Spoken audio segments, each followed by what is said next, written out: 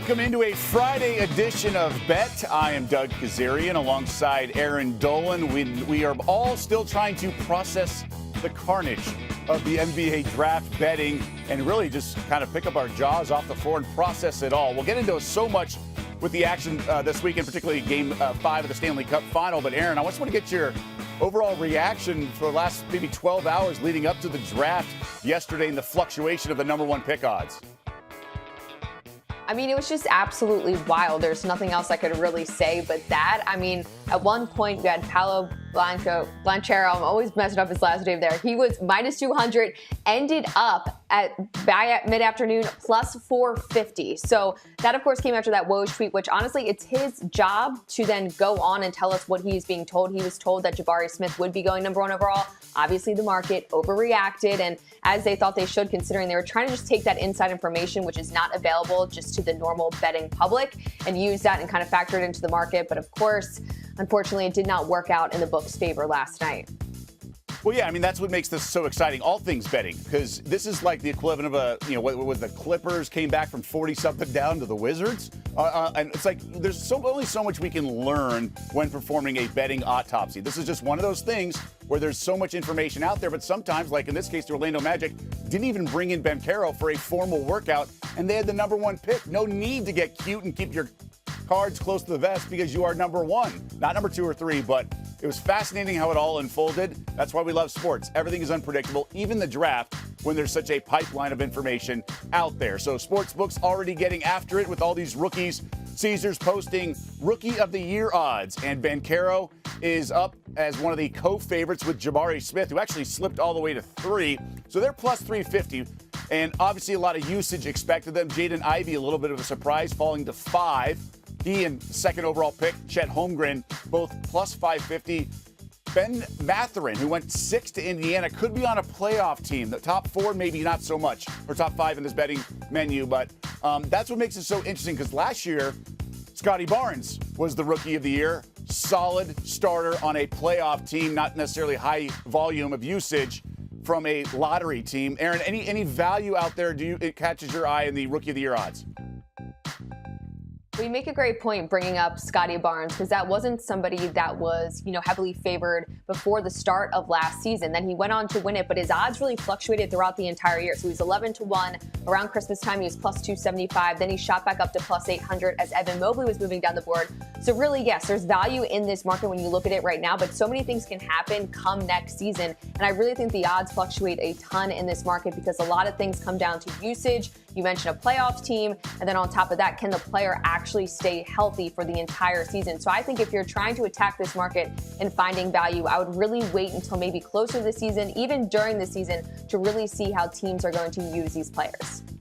That's a great point. I would certainly wait as well. And you raise a great point about the length of the season. 82 games. A lot of their bodies are so young, and the college game is only, 35 games. So a guy like Chet, I'm not eager to bet because we'll see how his frame holds up in the first year. I mean, he's going to add weight over the years, but there may be a lot of load management situations with him. I also think Jabari will be interesting because I think he'll have the higher usage than maybe Banchero, because I think Orlando's pretty deep, all things considered, with Wagner and Anthony and some of the other guys. But I do think one guy, Sharp, he was the number one player coming out of high school.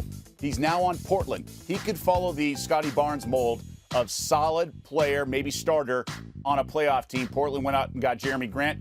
Maybe Sharp is that great. We didn't see him at Kentucky. He didn't play a single game, but he was the number one recruit out of high school. So maybe 14-1 could catch someone's eye. I do think Jabari's interesting as well, just because I think he's so talented in my eyes. And I think he's going to have a high usage there with the Rockets. There's going to be a lot of movement with the ball, and everyone's so young, and they gun the ball too. All right, let's pivot now to the Stanley Cup Final, Game 5 tonight. Lightning, really tough situation. Second overtime loss in this series, so we are now 3-1 instead of what could have been 2-2, maybe even 2-3 the other way. But the Avs a chance to win the trophy on their home ice tonight. Significant favorites, nearly 2-1 favorites. Let's bring in the puck daddy, Greg Wyshynski, live from Colorado. And all right, hat trick of bad things there, puck daddy. Got the losing overtime. They're now down 3-1, and that questionable could have been too many men on the ice. 48 hours later, what's John Cooper and the team saying facing elimination about that no call? Well, I think Alex Killorn, their veteran forward, said it best. You have to have a short memory in situations like this, like they're in tonight. And the situation is their backs are against the wall. So all the conversation is about survival right now. The key to the game, according to the Lightning, the start. The previous 2 losses here in Denver, they were down by multiple goals in the first 10 minutes of the game, taking some unfortunate, undisciplined penalties as well. So there was a lot of discussion from Cooper today about starting the game better, and if they can start the game better, maybe finally get to their game here on the road in a way that they couldn't in the first 2 games. And the Lightning, of course, are going to need a massive performance from Andrei Vasilevskiy and his goals in the goal tonight. His goal prop right now, we are seeing it at 33.5, a saves prop. Would you go over or under that? I'd go under that, to be honest with you. The Avalanche have gone under that total for opposing goalies in 2 of their last 4 home games that didn't go to overtime. And more importantly, the Lightning do a pretty good job of shot suppression on the road. That they've been under that save prop for Vasilevskiy in 6 of 11 road games. So I'd go to the under on this one with the caveat that I think the Avalanche are going to try to shoot the puck a lot tonight and close out this series. Greg, if you have to trail 3-1 in a series, I think you want it to be hockey as opposed to some of the other sports. We saw it come back earlier in these playoffs with the Rangers and Pens in the first round. The hockey can certainly be an equalizer with a hot goalie.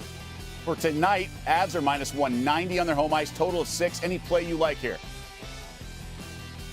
Well, I like Colorado on the money line in this game to close it out for a couple reasons. One, because I think functionally in the first 2 games of the series, the Lightning showed that when they aren't getting the line matchups that they want, when they are in a hostile environment, Colorado pretty much owns this series. And for the other reason, Colorado was in this spot in the semifinals against the St. Louis Blues, and they blew it. They lost Game 5. They had to go to St. Louis and close it out in Game 6. I talked to a lot of the Avalanche players. They got a real eye of the tiger thing going on about Game 5 and trying to not make the same mistake twice. If there's another play I like, folks, it's going to be the Tampa Bay Lightning under 2.5 goals team total. The first 2 games of the series in Colorado, the expected goals per 60 for the Lightning were under 2. So Colorado's got them pretty locked down defensively in the first 2 games here in Denver. And Greg, of course, props in this market could be pretty juicy moneymakers tonight. Are there any props that you are liking? Yeah, I like Val Nichushkin on the top line for Colorado to go over 2.5 shots. He's gone over that total in 8 of 9 home games so far in this postseason, so a pretty reliable over for him. He went over, in fact, in the last game on the road as well. And look, Nathan McKinnon has been waiting his entire life for tonight to try to close out a team and win the Stanley Cup. His shot prop has been hovering around 4.5 shots per game. He's been over it in most cases. He's averaging 24 shot attempts per 60 at 5-on-5. This man wants to win the Stanley Cup tonight, and I believe it may be by any means necessary. So I would look for the over there as well. Along the same lines, the Conn Smythe Award could be handed out tonight. Let's say it is going to go to the Avalanche tonight. You mentioned the under 2.5 team total for the Lightning. Would you like Cale Makar is minus 600. He's a huge favorite. But McKinnon, you said, is going to have some shots. He's 5-1. What do we need to see from him to steal this award maybe away from his teammate? Yeah, I do think Makar is the favorite, but McKinnon does have a lane here. If he's able to pass Evander Kane in the playoff goals lead, he's 1 behind Kane, would need to score 2 to get that lead. There might be a little shot of him getting the Conn Smythe. I think there's a sense that it's McKinnon that sort of drives the bus for this team. He's sort of their leader behind the scenes. He's a noted tyrannical player as far as keeping guys on their diet and keeping them engaged in practice. I believe there's a sense that he could be the MVP of this team, but I think right now, given his points advantage and the way he's played well on both ends of the ice, I think there's a sense that Makar could be the MVP of the playoffs. And just a reminder to our viewers, it is a playoff MVP, not a Stanley Cup final MVP, to your point about having the most goals in this run. Puck Daddy, enjoy the coverage, enjoy the game. Looking sharp as always, my friend. Thank you so much. All right, bud. All right, so as I mentioned, Avs huge favorites of the series, but as for tonight's game, minus 190, which is a pretty significant line, all things considered. Aaron, do you have a play on the side or total here? Yeah, I have one play on that as well as a player prop. We're going to start off with my player prop. Nathan McKinnon over 4.5 shots on goal. I like the same thing as Puck Daddy. It makes a lot of sense. He's hit over this in 3 of 4 games. He's averaging 5.5 so far this postseason, and he's just been great. 108 goals in 104 shots on goal in 18 games so far in the playoffs. So he's been absolutely incredible. In the first couple of games, we saw him kind of take on more of a defensive role, but now he's just been, trying to shoot that puck lights out. I wouldn't be surprised, considering everything that's on the line for this game, the fact that it's going to be on the home ice, that he will have over 4.5 shots on goal. On top of that, this is kind of a random market that I have found on Caesars Sportsbook. Sometimes I try to find some value in these random markets, but if you isolate it to the first period and you take the Avs to win the first period as well as under 4 goals scored, you can get that at plus 150. And the Avalanche in the first 2 games that they played on their home ice against the Tampa Bay Lightning were great in the first period. Game 1, they scored 2 goals in that opening period. In Game 2, they scored 3 goals in the opening period. So that's why we're seeing a lot of reporters really talk about the Tampa Bay Lightning trying to generate some offense, especially at the beginning of games, because Colorado Avalanche, they can come out firing. And then on top of that, you have the Tampa Bay Lightning that I just think at this point are just a little bit depleted. They're beat up. Some of their top players still have a little bit of question marks around them. We know Braden Point wasn't able to play last game, as well as Anthony Cirelli. We know he had his hand cut with his skate. He wasn't able to take the face-offs towards the end of last game, ended up finishing, but nonetheless, I just think they're kind of beat up. So take the Avs in that first period as well as take under 4 goals. Yeah, no, I'm with you. I like to find those because what I'm going to do is I'm going to lay the 190, but there could be a win in regulation situation. So if you kind of narrow the landing strip there, you can kind of concede some wiggle room, but you also gain a lot of value or at least juice on the money line. So to your point, you're trying to get plus 150. I just think late in the series, they're trying to win. You always kind of want to line your bet up with what the teams are trying to do. That's why laying points in the NFL is so difficult sometimes and maddening. In this case, like I remember doing the Lightning in a closeout game in the previous round against the Rangers. It was a 2-1 final. They took care of business on that Saturday night. I think the Avs get it done. I'm willing to lay the extra juice, maybe parlay it to a big money line somewhere this weekend. I know there's not a ton, but maybe in UFC, maybe the WNBA tomorrow, baseball diamond as well, though baseball can get pretty crazy and unpredictable. I just don't want to lay the goal and a half. I think in these tight games, both good teams, I do think the Avs get it done tonight. I don't want to mess around with too much. Sometimes it calls for laying something like $1.90. All right, let's pivot now to the diamond. Some interesting matchups beginning some series this weekend, starting on this Friday. Let's bring in Buster Olney. Buster, good to be with you as always. Let's talk about Cleveland. They just won their 7th straight series. Went from 7.5 games back of the Twins at end of May, currently tied for the first place. Still 3rd shortest odds in the Central, given there's a lot of baseball left. But is this a team that's still maybe a season away, or can they actually contend for the division? No, they can actually contend within the division. I think divisional context is incredibly important here. The Twins have led for most of this year, but they're hardly a dynamic team. They've had some injuries. The White Sox, who came into this year as the favorite to win the Central, they've been devastated by injuries. So the bar has been lowered a little bit for Cleveland, and you know what? Cleveland does some things really well. In 2022, with these unorthodox, with the strikeout rates being so high, a lot of home runs, the Guardians have such an unorthodox offense, right? They have the lowest strikeout rate in baseball. They hit doubles. They hit for average. They steal bases. They're one of the best base running teams. And oh, by the way, their manager, Terry Francona, he just doesn't lose since he took over the Cleveland franchise. They have not had a losing season when he's been in the dugout. And yesterday, ESPN.com released their MLB power rankings. And in the NL, they actually had the Mets ahead of the Dodgers. And you're still seeing the Dodgers as the World Series favorites right now. But is there somebody else that you like in the NL? Absolutely, and that would be the defending champion Atlanta Braves. Among a lot of other idiot picks that I made before the season started, I did feel confident that the Braves would find their way back into the World Series this year, and they would have a chance potentially to be the first team since those 98 to 2000 Yankees to win back-to-back titles.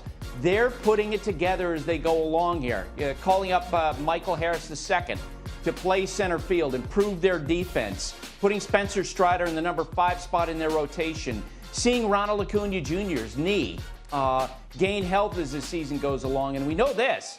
Alex Anthopoulos, who heads up their baseball operations, demonstrated last year that if his team has holes before the trade deadline, he's going to fill them. So I think the Braves are incredibly dangerous. We've seen a real turnaround here in the last month. Yeah, and they open a series with the Dodgers. Aaron and I will pick that soon. And by the way, no such thing as idiot picks. And Buster, I'm not going to go Exeter Andover rivalry with that when you tee up that word. So none of that. Let's talk about Aaron Judge. Currently a 5-homer cushion for the lead in homers behind Yordan Alvarez. Caesars actually put up a fun prop. It's always great when they can do props that kind of match what the discussions are in sports, maybe at the bar or your friends. Do you think Aaron Judge, him or the field, wins the home run crown? Who would you take? I would take Aaron Judge to win the home run crown. Look, I was texting recently with Aaron Boone, the Yankees manager, about how Judge has improved this year, even at age 30. And he talked about how Judge has combined his command of the strike zone, his experience, his understanding of what pitchers are trying to do. And he's squaring up the ball at a rate that we have not seen from him. We know he's strong, but he also is a really good hitter with the way that he does command that strike zone. The one question for me, and I don't think he's going to get to 60 because I think opposing teams will begin to work around him. He might be the focus in baseball in August and September as he chases the number 60. I think a lot of teams will give him the Barry Bonds treatment and start to walk him more than they have in the first 2.5 months.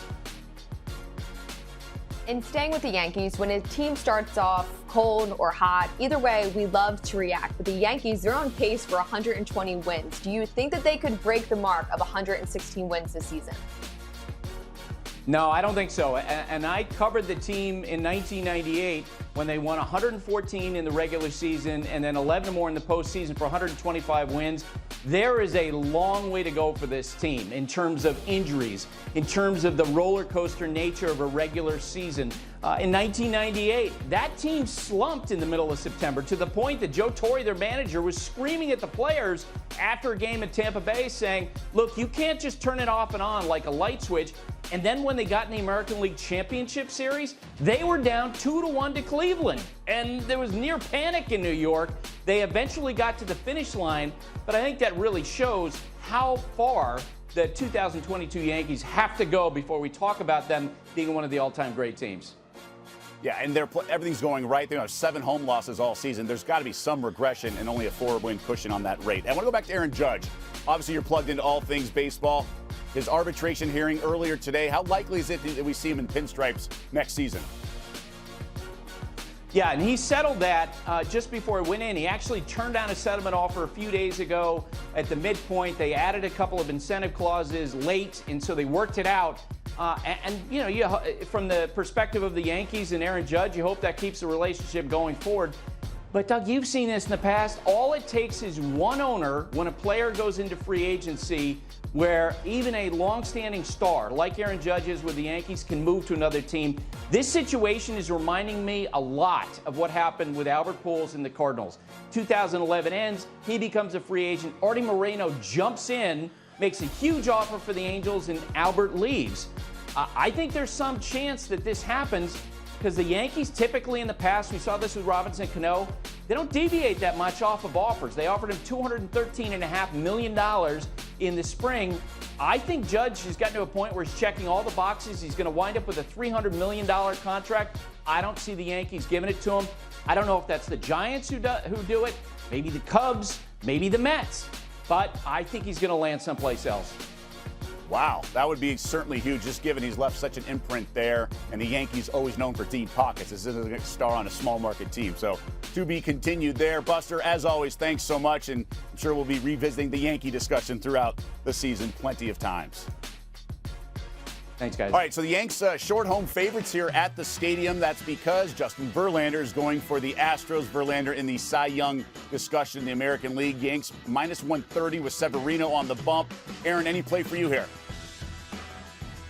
I think I'm just going to go with the Yankees money line in this one. I know it's not the best price, and I've been going back and forth on this. You obviously have 2 great pitchers on the mound, but the Yankees bats are just so hot right now that it's hard not to fade them. We saw what happened yesterday in that 9th inning. They came back with 4 runs there. And on top of that, for the Astros, they needed a pair of 3-run homers by Bregman as well as Alvarez. And I'm not sure the Astros are going to be able to kind of bank on that once again to kind of go up in a game. These are obviously 2 great teams, but again, I'm just not going to fade this New York Yankees team that is so good at home until I finally see a ton of regression from this team. So I would just take them on the money line, maybe put them in a parlay, things like that, because again, it's not the best value at minus 130, but I do ultimately think the Yankees will get it done in this game. Yeah, but 130 is like a digestible price. I think the issue is that the Astros have the pitching advantage with Verlander. Severino's obviously has capable of pitching well, but Verlander's been so rock solid. I'm actually going to take the over here. It's 7.5, and you're thinking, why? With the Verlander and Severino and the bullpen of the Yanks. I just think if you do the little bit of an eye test, and it's very, very casual approach, but go look at their game logs the last 6 or 7 outings. It's pretty much facing bad lineups, they're good. Facing good lineups, it's touch and go. Verlander got touched up a little bit. Severino's certainly capable of getting rocked. You really kind of only need one pitcher to get touched up, and then things can kind of spiral from there. Maybe a first 5 over, but I like over 7.5 here. I think we see some runs. And to your point, the Yankees bats can wake up at any point like we saw last night. So I'm just going to keep riding this Yankee team. Probably 130 is probably a play I might get involved with too. Maybe a correlated over and side. But I think the Yanks bats get to Verlander, even though he's been fantastic for most of the season. The other high-profile series, I alluded to it earlier, Dodgers and Braves, the defending champs, a rematch of last year's playoff matchup that the Braves got. And Braves have seemingly always had the Dodgers number, I swear. Going back to the 90s, I was at a Dodger playoff game. Javi Lopez smoked, and they swept the Dodgers. So Braves have always been a thorn in their side. Pitching matchup with Urias here. Any side you like here, Erin? Oh, I'm going with the Braves money line in this one. I know it's really hard not to take the Dodgers when we can get them at a price like this. Typically, we cannot. But like you said, the Braves have been a thorn in their side. And as for the Dodgers pitcher, I mean, he's lost 7 of the last 10 starts. So I kind of feel like, yes, he's good, but I think that maybe you have an Atlanta Braves team that's just been so good as of recently. They've won 18 of their past 21 starts. So this is much different than when we saw these teams play each other earlier in the season when the Dodgers won that series 2-1. I just think the Braves, they're currently really hot. You also have the Dodgers who are traveling from Cincinnati to Atlanta. They're obviously the better team, the Dodgers. I just think the Braves, I wouldn't be surprised if they could get one off them. And obviously, you know, I mean, the Dodgers are Dodgers, but they are going to lose some games during the season. So I think this is a spot where you could back and take the dog in this one. 162 games in the season. You can't win them all. Hey, you're not going to go long ball, long shot with Freddie Freeman? You nailed it his first at bat earlier this season against his former team. He goes yard. Now that was at the Dodger Stadium not on the road. It would be just too good of a narrative. too good of a narrative if he got both of those. Right, and especially in the first game of the series. I'm going to back the Dodgers here. I think both pitchers, again, this goes back to what I was saying with the Astros game against the Yanks. Both pitchers have been solid against weaker lineups, but Urias has been more reliable. An ERA a little over 2.5 here throughout the entire season. Dodgers bats, I know Mookie's out, but this Braves team, I wouldn't go higher than 135. I mean, this is a team you don't want to bet into that much. There's something kind of special there. They are the defending champs for a reason, although Freeman's not on that roster and lineup anymore. But I'm going to side with the Dodgers here. Don't love it, but if I had to pick the game, that's how I would play it. I mentioned long ball, long shots. We got some players in the mix as we turn our attention to who's going to go yard tonight. All right, Erin, you'll go first. Who's got some yard work tonight? All right, we're looking at the Rockies versus the Twins. We're going to go Carlos Correa plus 360 to go long. So this morning when I was doing research, the one player that I wish I could bet on would be Buxton, but of course he's dealing with that knee injury. He's leading the team with 19 home runs. But I do think that Correa has a great chance in terms of getting a home run because when you look at the mound, or who's going to be on the mound, I should say, for the Roccos, you have Marquise, who's only allowed a homer in the last 4, or who has allowed a homer in the last 4 starts, including 6 in that stretch. So I do think if anybody's going to be able to get one off him, it would be a player like Correa, just considering that some of their top players right now are dealing with some injuries. And yeah, that's my long ball, long shot. I've been trying to find some more random because the original research I was doing of just a terrible pitcher against the best, guy who can hit a home run hasn't been really working out for me anymore. So that's one that I'm going with tonight, plus 360. Well, trust your process. You certainly had the results for earlier this season, and the results are obviously plus like 2, 3, 4 to 1, things like that. I'm going to go Christian Walker. Kind of like golf, handicapping. Is it recent form? Is it a course history? He's got 19 dingers, tied for 6th in the big league, so that's certainly good. He's in recent form, has been strong as well. 3 in the last 4. Now, Garcia, who's pitching for the Tigers, not very good. He allows the highest barrel rate in all of baseball this season. He's allowed a homer in 7 straight appearances. And there's just a lot to like. So it's recent form, it's course history, meaning season history, I guess, a little bit, because he's tied for 6th in the big leagues in dingers. I think Christian Walker with some yard work this weekend, although nobody really likes to put in that yard work on weekends. All right, before I let you go, Erin, you want to leave the people with something? Yes. Do not bet right now on the Brooklyn Nets to win the NBA Finals next season at plus 700 just because you're not sure of what's going on with Kyrie Irving. And maybe you think, for some reason that Irving is going to stay. And then so you're thinking, oh, there's great value. Let me go run and bet this. No, it's already factored into the line that Kevin Durant and Kyrie Irving would be playing plus 700 right now when you're looking at the books. There is a good chance that maybe he doesn't opt in. Things happen. He apparently has a wish list of the Lakers, Knicks, Clippers, Heat, Sixers, Mavs. I don't think any of that is going to end up happening, but just don't be a sucker for kind of news stories and trying to bet into some of the futures markets. It's just not a good idea. We'll see what happens with Kyrie Irving. He's a very unpredictable person. And then, of course, now there's rumors swirling what's going to go on with KD, things like that. Just don't be thinking it's a sucker bet. Let me go run and bet the Brooklyn Nets because I'm going to beat some type of number because maybe they'll both play next season. Don't do that. Just hold off on the NBA futures for now. Like the Sports Center with SVP segment. Don't do that. Don't do that. I tweet earlier today, I didn't really realize that Durant is like the Kevin Bacon of albatross all-star teammates. Think about who he's played with. Harden, Ben Simmons, Kyrie, and even Westbrook back in the day. Like in terms of all-star caliber players, those are all the ones you don't want as teammates because they eat up all that salary and are not really key pieces to the championship puzzle. And Durant is the Kevin Bacon of that gambit, having played with all of those guys. Well, not really officially played with Simmons, but he's been lined up in the same roster. All right, my parting shot, so to speak, is the New York Liberty in a WNBA future. It was triple digits a couple days ago. I got involved pretty heavy by my standards, but 60-1, I still think it's worth a play. This team really struggled out of the gates at 1-7, and for good reason. And right now, I believe they're out of the playoff mix, but we're not even at the All-Star break. 8 of the 12 teams make the postseason. This Liberty team is 6-3 since that tough start, and they have the best net rating in the entire league this month. So sometimes when you have a team with a slow start, are they going to project better? Well, they've added pieces. That's why they're playing better. They have brought over a player from France. They brought in a player from China who's 6'10" off the bench. She's like Patrick Ewing range, and then obviously alters a lot of jump shots. She's a fantastic player. Ionescu is now spreading the ball around, has much more help in terms of supporting cast. Whitcomb off the bench doesn't miss threes. I think she's 15 of 31 from downtown in her last 5 games. Don't forget, Laney's coming back right before the playoffs. So this is a Liberty team. Their power rating is really off because of that 1-7 start, but there's still so much time left in the season that they can really climb the standings. And the standings are really important because the format in the postseason of the WNBA is very unique. 1 and 2 seeds of the regular season get an automatic bye to the semis, and then 3 and 4 get a bye to the quarters, and then 5, 6, 7, and 8 play single elimination. So if the Liberty can get to that 4 seed, which I think can happen, they're right there in the mix. I think there's 5 teams that can win it all. I think the Liberty are one of them. Obviously the Aces, obviously the Sun. You have the Storm and then the defending champ Sky. The thing with the Aces is they're like even money at some books, even minus money at some others, and I think that's skewing the odds. So 60-1 on the Liberty is huge value for a team that's added championship pieces, and they're going to go on a run, and they are going on a run. Again, best net rating in the entire WNBA this month. Aaron, you and I will be chopping it up in a few hours, 6 Eastern on ESPN2 for Daily Wager. Thanks to everyone for joining us. Enjoy your weekend. Best of luck.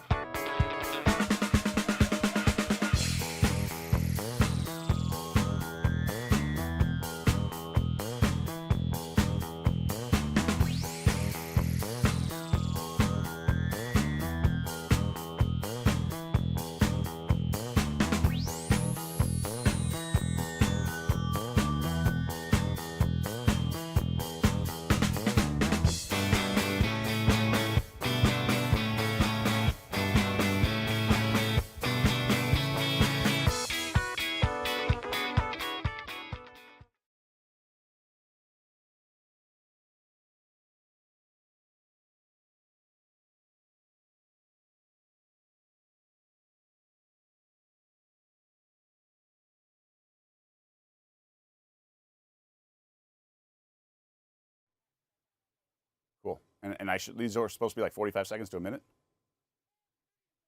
Okay. All right, cool.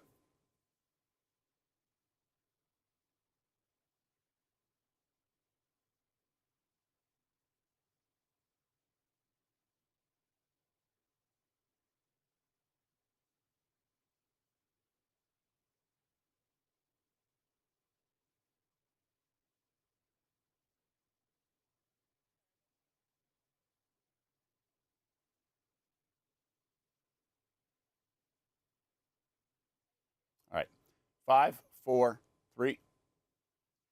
A WNBA Futures really caught my eye. It's the New York Liberty in the neighborhood of 60-1 to win it all. This is a team that started 1-7 on the season, but has since bounced back and has the best net rating in the entire league in the month of June. That's because they've added key players and some from injuries. They have a 6'10 center from China that they've added to the roster. They've also added a wing shooter that really doesn't miss. They also lead the WNBA in three-point attempts. So the variance of three-point shooting is going to work to their advantage. They're already playing well. They're starting to get healthy. Even Laney, one of their best players, comes back at the end of the regular season. And they all surround Sabrina Ionescu, who's been fantastic. She already has a triple-double this season. There's just a lot to like with this Liberty team, and the market and power rating is way off.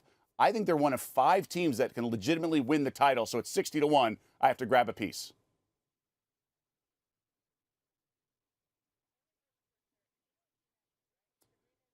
I thought I said Ionescu this time. I had said that before earlier in the week and stuff on highlights and talking about it, but I thought I said the right way this way. I can do it again if you want. Okay, then let's do it.